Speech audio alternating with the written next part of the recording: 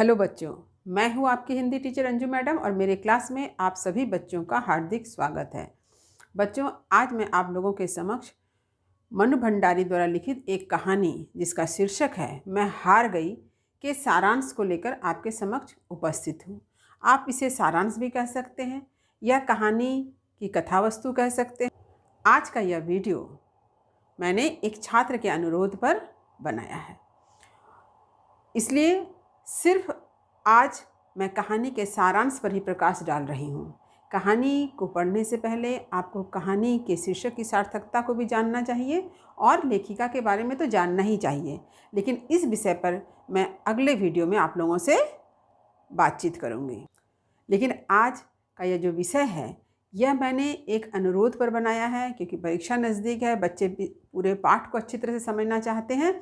तो इसीलिए मैं सबसे पहले कहानी के सारांश को ही आप लोगों के समक्ष प्रस्तुत कर रही हूँ। हमेशा की तरह मैं कहानी के सारांश को आप लोगों के समक्ष लिखकर प्रस्तुत कर रही हूँ, ताकि आप लोग वीडियो को देखने के बाद, मेरी बातों को सुनने के बाद इन सारी बातों को आप अपनी कॉपी में लिख सकें। क्योंकि ऐसा होता है कि बहुत सारे बच्चे जब मेरी बातों को सुन रहे होते हैं तो उन्हें ऐसा लगता है कि उन्हें सारी की सारी बातें याद हो गई, पर होता क्या है कि जैसे ही वे बाद में इन सारी बातों को सोचते हैं कि उन्हें कॉपी में लिखना है, तो देखा जाता है कि बहुत सारी बातें जो है छूट गई, यानी उन्हें याद ही नहीं है।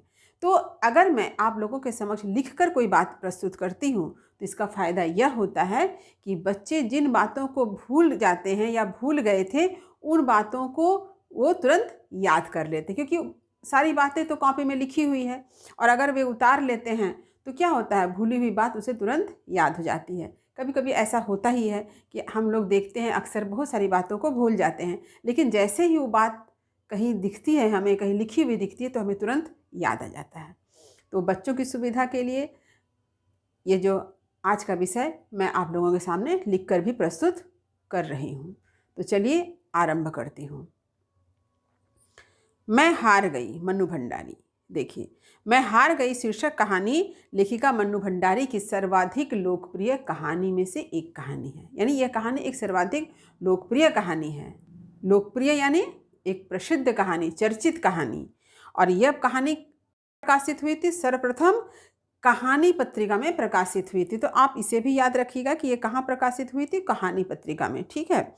अब देखिए, लेखिका एक आदर्श नेता की छवि का निर्माण करना चाहती है जो राष्ट्रहित, जनहित, नैतिक मूल्यों और आदर्शों को लेकर चलता है, और ऐसे नेता जो वर्तमान की चुनौतियों और समस्याओं का सामना करते हैं। तो एक बात जो है मैं अत्यंत संक्षिप्त रूप से बताना चाहती हूँ कि इस कहानी में लेखिका ने विशेष रूप से किस उद्देश्य से इस कहानी को लिखा है। तो लेखिका एक आदर्श नेता की छवि का निर्माण करना चाहती है जो देश की वर्तमान समस्याओं को चुनौती के रूप में स्वीकार करे, अपने जीवन के लक्ष्य के रूप में स्वीकार करे, जो देश के लिए काम करे, जो नैतिक मूल्यों और आदर्शों पर खरा उतरे, जो जनहित में कार्य करे, जो राष्ट्रहित में कार्य करे। इसी उद्देश्य से चूंकि यह कहानी लिखी गई है, तो कहानी में क्या बात है अब देखते हैं।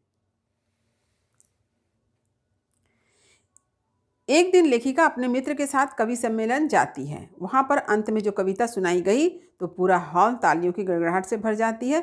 सिर्फ लेखिका का रोम रोम क्रोध से भर जाता है।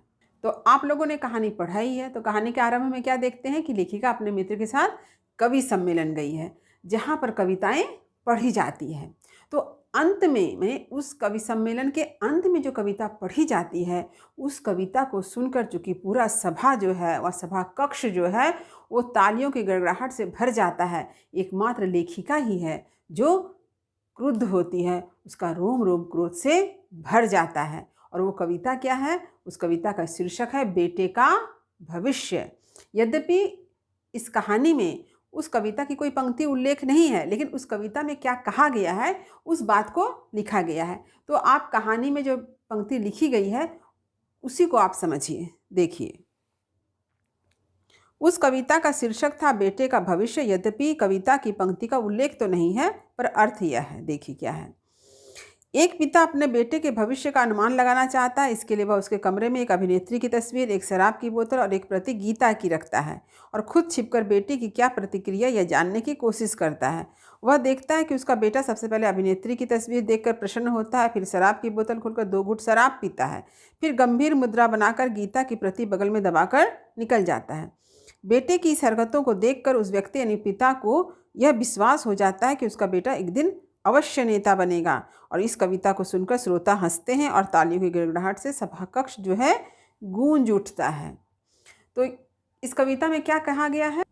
तो अपने बेटे को परखने के लिए कि वह भविष्य में क्या बनेगा, वह क्या करता है, एक कमरे में एक अभिनेत्री की तस्वीर, शराब की बोतल, गीता रख देता है और क्या करता है, छिपकर देखता है कि आखिर उसका बेटा क्या करेगा। तो देखा जाता है कि उसका बेटा जो है तस्वीर देखता है अभिनेत्री की, खूब प्रसन्न होता है, फिर देखता है शराब की बोतल तो शराब की बोतल भी घूंट पी लेता है और फिर गीता की प्रति जब देखता है तो गीता की पुस्तक को अपने बगल में दबाकर निकल जाता है। और उसके पिता जो है इस निर्णय पर पहुंचते हैं कि शायद यह भविष्य में क्या बनेगा, नेता बनेगा। और इसके बाद जो है पूरी सभा कक्ष जो है तालियों की गड़गड़ाहट से गूंज उठती है। तो यहाँ पर मैं आप लोगों को बताना चाहती हूँ कि आप लोगों ने भी देखा होगा कि हमारे घरों में जब किसी बच्चे का अन्नप्राशन होता है तो उस समय भी ऐसी कुछ व्यवस्था होती है कि बच्चे के सामने खिलौना, कलम, पेन, किताब, बहुत कुछ रखी जाती है और ये देखा जाता है कि वो छोटा बच्चा जो होता है, 6 महीने का बच्चा, किस वस्तु को उठाता है और हम लोग उससे उसका भविष्य निर्धारित करते हैं। अब ऐसा होता है कि नहीं मुझे नहीं मालूम, लेकिन ऐसा माना जाता है कि बच्चे ने अगर कलम उठाया तो कहते हैं वो विद्वान बनेगा इत्यादि। तो हमारे घर में भी ऐसी प्रथा है। यहाँ पर जो है एक प्रथा जो है अन्नप्राशन के समय की नहीं है, ये बच्चा थोड़ा बड़ा हो गया है। खैर जो भी हो, लेखिका यह बतलाती हैं कि पिता जो है अपने बेटे के भविष्य के बारे में जानकर बड़ा प्रसन्न होता है कि ये नेता बनेगा। इसके बाद जो है पूरा सभा कक्ष जो है तालियों की गड़गड़ाहट से भर जाता है। परंतु लेखिका को यह बात असहनीय लगती है, लेकिन लेखिका के लिए यह बात सहनीय नहीं है, लेखिका को यह बात अच्छी नहीं लगती है। कारण क्या बतलाया गया है? कारण यह था कि उसके पिता स्वयं भी एक राजनेता थे जिन्हें वह एक आदर्श नेता मानती थी। तो इसका कारण क्या था? लेखिका को यह बात क्यों नहीं पसंद आई? क्योंकि लेखिका के पिता भी एक राजनेता थे और लेखिका उन्हें अपना आदर्श मानती थी। वह इन कवियों को करारा जवाब देना चाहती, इसलिए वह अपनी कहानी में से एक ऐसे नेता की रचना करने का संकल्प लेती जो सभी दोषों से मुक्त हो। तो लेखिका जो है मनु भंडारी जो है वह चाहती है कि ऐसे लोगों को एक करारा जवाब दिया जाए कि नेता जो होते हैं वे आदर्श की प्रतिमूर्ति होते हैं। नेता ऐसा नहीं होता है कि शराब का घूंट भी पी लिया, अभिनेत्री को देखकर मुस्कुरा लिया या गीता को अपने बगल में दबा लिया, यानी उनका कोई आदर्श नहीं है, ऐसा नहीं। लेखिका यह प्रमाणित करना चाहती है कि नेता का एक आदर्श होता है, इसलिए वो क्या करती है, अपनी कहानी में ही एक आदर्श नेता के निर्माण करने की बात सोचती है।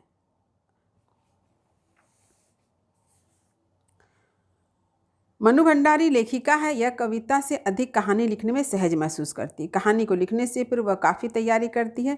इसी क्रम में सर्वप्रथम ये अच्छे व महान नेताओं की जीवनी पढ़ती है और उसके आदर्श गुणों को जानकर एक चरित्र में ढालना चाहती है। मनु भंडारी क्या है? एक लेखिका है, वे कवित्री नहीं है, इसलिए वे कविता लिखने में ज़्यादा सहज नहीं है। उन्हें कहानी लिखने में वो ज़्यादा सहज महसूस करती है, लेकिन एक चरित्र के निर्माण करने के पहले वह पूरी तैयारी के साथ जुट जाती है उस कार्य में।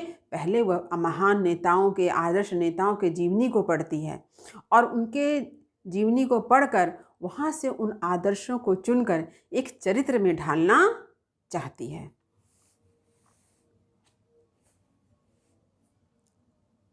कहानी लिखने के क्रम में वह एक ऐसे चरित्र का निर्माण करती है जो गरीब अभावग्रस्त परिवार से है। वह चरित्र गरीबी अभाव में रहकर अपनी शिक्षा प्राप्त करता है, महान व्यक्तियों की जीवनियों तथा विश्व की क्रांतियों के विषय में पढ़ता है। तो अब जब लेखिका कहानी लिख रही है कि एक आदर्श नेता का निर्माण करना है, एक आदर्श चरित्र का निर्माण करना है, तो इस क्रम में जो उसका चरित्र का जो निर्माण होता है वो चरित्र जो है गरीबी में पलता है। एक गरीब परिवार में उसका जन्म होता है, वह गरीबी में रह कर के ही शिक्षा प्राप्त करता है। महान व्यक्तियों के चरित्रों को, विश्व की क्रांतियों को वो क्या करता है, जानता है, समझता है, पढ़ता है। उसके आसपास समाज में जहाँ भी उसे अत्याचार अनाचार दिखाई पड़ता है तो वह सदैव उसका विरोध करता है। पर दुख इस बात का होता है कि तभी उसके पिता की मृत्यु हो जाती है। तो लेखिका ने जिस चरित्र का निर्माण किया वह आदर्श से भरा हुआ था। वो समाज में होने वाले अत्याचार और अनाचार का विरोध करता था, लेकिन अफसोस क्या है कि ये इसी क्रम में उसके पिता की मृत्यु हो जाती है। तात्पर्य यह है कि पिता की मृत्यु के पश्चात घर का सारा उत्तरदायित्व तो अचानक उसके कंधे पर आ गया। उसके परिवार पर मुसीबत का पहाड़ टूट पड़ा। उसकी ज़मीन जमींदारों द्वारा हड़प ली गई। उसके माँ के आंखों की रोशनी चली गई। बहन को क्षय रोग हो गया। आर्थिक तंगी से उबरने के लिए उसने नौकरी ढूंढी, पर उसे कहीं भी नौकरी नहीं मिली। तो लेखिका ने जिस चरित्र का निर्माण किया वह गरीब परिवार में जन्म लेता है, गरीबी में पलता बढ़ता है, शिक्षा प्राप्त करता है, अच्छी अच्छी पुस्तकों का अध्ययन करता है, लेकिन अचानक उसके पिता की मृत्यु हो जाती है। घर का सारा दायित्व जो है उसके कंधे पर आ जाता है। उसकी माँ की आंखों की रोशनी चली जाती है। उसकी बहन को क्षय रोग हो जाता है, यानी टीबी हो जाता है।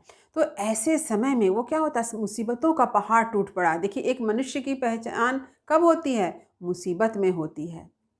एक मनुष्य के सामने जब सब कुछ अनुकूल परिस्थिति हो, एक मनुष्य के जीवन में जब सब कुछ अच्छा चलता है, तब किंतु उसकी पहचान नहीं होती है। उसकी पहचान मुसीबत में होती है। जब उसके ऊपर विपत्ति आती है, तब वह कैसा व्यवहार रखता है, तब वह कैसा बर्ताव करता है, उसी में मनुष्य की पहचान होती है। यहाँ पर भी इस लड़के के जीवन में क्या हुआ? मुसीबत का पहाड़ टूट पड़ा। आर्थिक तंगी हो गई, कहीं उसे नौकरी नहीं मिल रहा है, जमींदार उसके ज़मीन को हड़प लिए हैं। तो एक साथ इतनी सारी मुसीबतें उस पर आ गई। यहाँ पर आप लोगों को बताना चाहती हूँ कि देखिए, आप लोगों ने रामायण या रामचरितमानस को पढ़ा है, जाना है, सुना है। रामचरितमानस में राम का चरित्र कब निखरता है? जब राम 14 वर्ष के लिए वनवास जाते हैं, जब राजसी सुख का परित्याग कर देते हैं, तब राम का चरित्र जो है उभर कर आता है। कहते हैं ना कि जब राम अयोध्या में थे तो क्या थे? युवराज राम थे। लेकिन जब वे वन को गए और वहाँ पर उन्होंने मुसीबतों का सामना किया, रावण को मारा, तब जब वे वापस अयोध्या आए, तब राम क्या बन गए? भगवान श्री राम बन गए। तो ये एक बात है कि मनुष्य की जो उन्नति होती है, मनुष्य का जो चारित्रिक उत्थान होता है, ये मुसीबत में ही होता है, विपत्ति में ही होता है। और जो व्यक्ति इससे घबरा जाता है, उसकी चारित्रिक उन्नति नहीं होती है। तो फिलहाल यहाँ पर यह देख रहे हैं कि उसके ऊपर आर्थिक तंगी आ गई है, मुसीबत का पहाड़ टूट पड़ा है। लेखिका भी अपने इस पात्र या गरीब नायक की सहायता करने के लिए अपने पिता के विभाग में कोई नौकरी दिलाना चाहती है, किंतु अफसोस इस बात का है कि कोई स्थान खाली ही नहीं था। कारण था भाई भतीजावाद का मापदंड।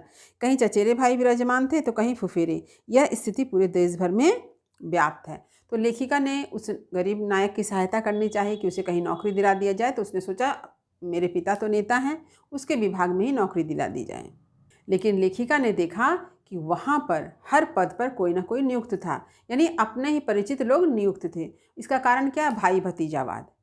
यानी जो व्यक्ति एक बार एक नौकरी में आ गया तो वो क्या करता है? अपने परिवार वालों को ही सिफारिश करके उसे नौकरी दिलाता है। जिसका कोई नहीं है उसे नौकरी नहीं मिलती है। ये आज हमारे वर्तमान समय में पूरे देश की यही स्थिति है, जहाँ पर ऐसा ही भाई भतीजावाद चल रहा है। इस बात से तो आप लोग अच्छी तरह से वाकिफ़ हैं ही। ऐसी स्थिति सिवाय मजदूरी करने के उसके पास कोई विकल्प ना था। तो अब जो है उसे तो नौकरी मिलने से ही रही, अब जो है गरीब नायक को क्या करना पड़ेगा? मजदूरी करनी पड़ेगी, क्योंकि मजदूरी के सिवा कोई विकल्प है ही नहीं। एक दिन जब उसे यह पता चलता है कि बहन के क्षय रोग का इलाज कराने के लिए काफ़ी रुपया चाहिए, तो गलत रास्ता अख्तियार करता है, क्योंकि किसी ने उसकी सहायता नहीं की। और एक दिन की बात है जब उस गरीब नायक को ये पता चलता है कि उसकी बहन के इलाज के लिए बहुत रुपया की ज़रूरत पड़ेगी और कोई उसे सहायता नहीं करने वाला है, तो क्या करता है? गलत रास्ता अपना लेता है। ये तो स्वाभाविक है कि जब मनुष्य को कहीं से कोई सहायता नहीं मिलती है तो गलत रास्ते की तरफ जाता है। और यहीं पर मनुष्य के व्यक्तित्व की पहचान होती है कि मुसीबत के समय उसने गलत रास्ता अपनाया, ना कि सही रास्ता में चलने का निर्णय लिया। फलस्वरूप वह अपने सारे आदर्शों का परित्याग कर चोरी की ओर प्रवृत्त हुआ। देखिए, यहाँ पर अब ये नायक जो क्या करता है? चोरी करता है, यानी उसने गलत रास्ता को अख्तियार कर लिया। यानी मुसीबत में अपने वजूद को अच्छाई के साथ टिका नहीं सका, अच्छाई के मार्ग पर चल नहीं सका और इसने क्या किया, चोरी की। इस बात से लेखिका मर्माहत हुई। उसने अपनी सृष्टि यानी स्क्रिप्ट के टुकड़े टुकड़े कर दिए। इसके साथ ही इस नायक का अंत हो जाता है। इसके बाद वह पुनः विचार विमर्श करती है और ऐसी घटना को देखकर लेखिका बहुत दुखी होती है। उसका जो हृदय है बड़ा आहत होता है और वो क्या करती है, उसने जो नायक का निर्माण किया था, उसने जो कागज़ के पन्ने थे जिस पर कहानी लिखी थी, वो स्क्रिप्ट था, उसको फाड़ कर उसने क्या किया, डस्टबिन में फेंक दिया और लेखिका पुनः विचार विमर्श करने बैठ गई। उन्होंने क्या लिखा है, उन्होंने लिखा, उसकी तबाही के साथ ही मेरा महान नेता निर्माण करने का मेरा हौसला तबाह होता नजर आया, लेकिन इतनी आसानी से मैं हिम्मत हारने वाली नहीं थी। लेकिन लेखिका जो है हिम्मत हारने वाली में से नहीं है। उसका मन दुखी हुआ, वो मर्माहत हुई, लेकिन उसने अपना हौसला नहीं छोड़ा। उसने फिर से निर्णय लिया कि वो पुनः एक नायक का निर्माण करेगी जो आदर्शों से भरा होगा।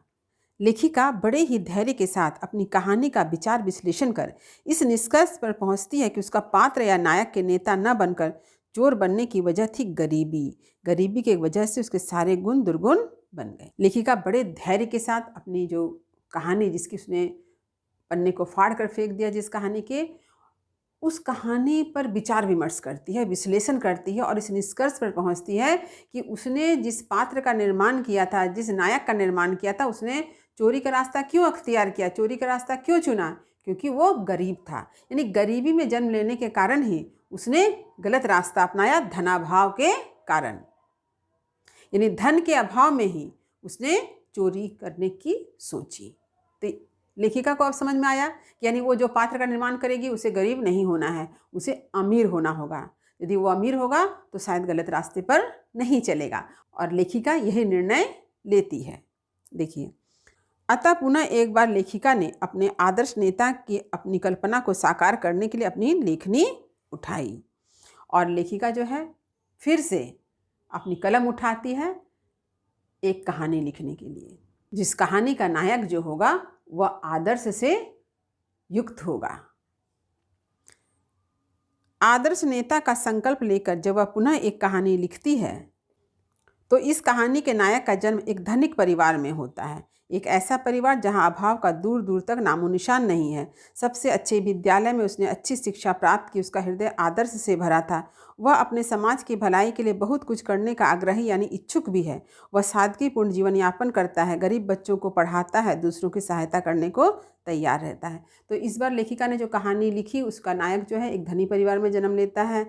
एक ऐसा परिवार जहाँ गरीबी का नामो निशान नहीं है, धन दौलत से भरा पूरा परिवार है। वह अच्छे विद्यालय में पढ़ता है और क्या करता है, इसके साथ ही साथ वह समाज की भलाई करने का भी आग्रही है, समाज की भलाई का भी काम करता है, सादगीपूर्ण जीवन जीता है, गरीब बच्चों को पढ़ाता है और दूसरों की सहायता करने को तैयार रहता है। यानी वो आदर्श से युक्त एक चरित्र का निर्माण करती है। पर समय के साथ धीरे धीरे उसका आदर्श समाप्त होने लगता है। परंतु अफसोस कि जैसे ही समय बीतता गया उस अमीर नायक का जो आदर्श था वो धीरे धीरे समाप्त होने लगा, खत्म होने लगा। जब वह कॉलेज में शिक्षा प्राप्त करने जाता है तो उसके रंग ढंग में अमीरी दिखाई देने लगती है। वह अपना अधिकांश समय और धन भोग विलास बुरी आदतों में व्यय करने लगता है। अब वह स्वयं पर किसी का नियंत्रण पसंद नहीं करता है, ना ही वह किसी से सलाह लेना चाहता है। वह शराब भी पीता है। अब देखिए, अब इसके अंदर धीरे धीरे बुरी आदतें शामिल होने लगी। कब? जब वह कॉलेज गया तो उसके रंग ढंग बदलने लगे। वो क्या करने लगा, अपना सारा समय, सारा धन भोग विलास बुरी आदतों में बिताने लगा। अब किसी का नियंत्रण पसंद नहीं है, वो शराब पीता है, उसे किसी की सलाह पसंद नहीं है। लेखिका उसे समझाती है कि मैं तुम्हारी सृष्टा हूँ और उसे गलत कार्य करने से रोकती है। तो ऐसे समय में लेखिका जो है उसे समझाती है कि देखो मैंने तुम्हारा निर्माण किया है, मैं सृष्टा हूँ, और उसे गलत कार्य करने से रोकती है। तो उसका परिणाम क्या होता है? वह चाहती है कि इसको भी पहले वाली कहानी के नायक की तरह नष्ट कर दूं, पर पुनः सोचती है कि शायद वह स्वयं को बदलने स्वभाव में परिवर्तन ले आए। वह गांधी जी का उदाहरण देकर पुनः उसमें परिवर्तन की इच्छा रखती है, पर होता है इसके विपरीत। लेखिका सोचती है कि जैसे उसने अपने पहले कहानी में जो गरीब नायक के चरित्र को नष्ट कर दिया, इसे भी नष्ट कर दें। लेकिन फिर वह सोचती है शायद इसके स्वभाव में बदलाव आ जाए, शायद समझाने से ये अच्छे रास्ते पर चले। वो गांधी जी का उदाहरण देकर उसे समझाना चाहती है, पर किसी भी प्रकार से उस अमीर नायक पर लेखिका की बातों का प्रभाव नहीं पड़ता है, बल्कि उसकी अशिष्टता इतनी बढ़ जाती है कि लेखिका जो है अत्यंत दुखी होती है। वह लेखिका को अपशब्द कहने से भी नहीं चूकता है। उसकी अशिष्टता को देखकर वे उस नायक को नष्ट करना चाहती है जिसे उसने कलम से पैदा किया था। उसे यानी कागज के टुकड़े टुकड़े करके रद्दी की टोकरी में फेंक देती है। लेखिका के निराशा की सीमा न रही। और जब लेखिका ने देखा कि जो अमीर नायक है वह सारी बुराइयों की सीमा को पार कर चुका है, तो लेखिका ने मर्माहत होकर, दुखी होकर क्या कि वो अपने पुनः उस कागज़ के पन्ने को यानी स्क्रिप्ट को फाड़ करके उसकी चिंदी चिंदी करके उसे कूड़ेदान में फेंक देती है। और इस प्रकार लेखिका के निराशा की सीमा न रही। लेखिका अत्यंत निराश हो जाती है। अब लेखिका में आदर्श नेताओं की मूर्ति का निर्माण करने का साहस प्राय समाप्त हो गया। उसमें इतनी भी हिम्मत नहीं बची थी। कहानी के अंत में वे लिखती है, और लेखिका इस प्रकार हिम्मत हार दे और लेखिका इस पर अपना सारा हौसला हार जाती है। उसके अंदर अब इतनी साहस नहीं था कि वह पुनः एक नए नेता का निर्माण करने की सोचे। कहानी के अंत में वो क्या लिखती है देखिए। और अपने सारे अहम को तिलांजलि देकर बहुत ईमानदारी से मैं कहती हूँ कि मेरा रोम रोम महसूस कर रहा था। कवि भरी सभा में शान के साथ जो नहला फटकार कर गया था, उस पर इक्का तो क्या, मैं दुग्गी भी न मार सकी। मैं हार गई, बुरी तरह हार गई। यानी लेखिका यह कहती है कि जिस सभा कक्ष में बेटे के भविष्य कविता को पढ़ा गया था और उसने ये चुनौती दी थी कि वह एक आदर्श नेता का निर्माण करेगी, वह ऐसा नहीं कर पाई, वह हार गई। और इस प्रकार यह कहानी यहाँ समाप्त होती है। तो आज चूँकि कहानी का सारांश है, इसलिए मैं यहाँ पर कहानी के शीर्षक की सार्थकता, कहानी के उद्देश्य की चर्चा नहीं कर रही हूँ। वीडियो काफ़ी बड़ा हो जाएगा और आपका धैर्य भी जवाब दे देगा। तो उम्मीद करती हूँ कहानी का सारांश आपको अच्छी तरह से समझ में आ जाएगा। फिर भी यदि कहीं कुछ समझने में दिक्कत होगी तो आप मुझे कमेंट करके अवश्य बताएं। वीडियो को लाइक करें, सभी पढ़ने वाले विद्यार्थियों में शेयर तो अवश्य करें, क्योंकि यह वीडियो जो है पढ़ने वाले बच्चों के लिए मैं बना रही हूँ। इस मुसीबत के समय, इस कोरोना काल में बहुत सारे बच्चे जो हैं पढ़ाई से वंचित हो रहे हैं, उन्हें समझ में नहीं आ रहा है। किसी भी कहानी को पढ़ते हैं, किसी भी कविता को पढ़ते हैं तो कहीं दिक्कत आ ही जाती है। ऐसे समय में वे जो हैं एकदम मझधार में फंस जाते हैं, कहाँ जाएं, किधर जाएं। जिस पाठ में, जिस कविता में भी दिक्कत होगी तो आप मुझे कहें, मैं कोशिश करूँगी कि मैं आपकी हर समस्या का समाधान कर सकूँ। जो बच्चे मेरे चैनल पर नए हैं वे चैनल को सब्सक्राइब करना ना भूलें, ताकि हर नई वीडियो का नोटिफिकेशन उन्हें समय पर मिल सके। तब तक पढ़ते रहिए, जीवन में आगे बढ़ते रहिए। मेरी शुभकामनाएं आप सभी बच्चों के साथ है। धन्यवाद।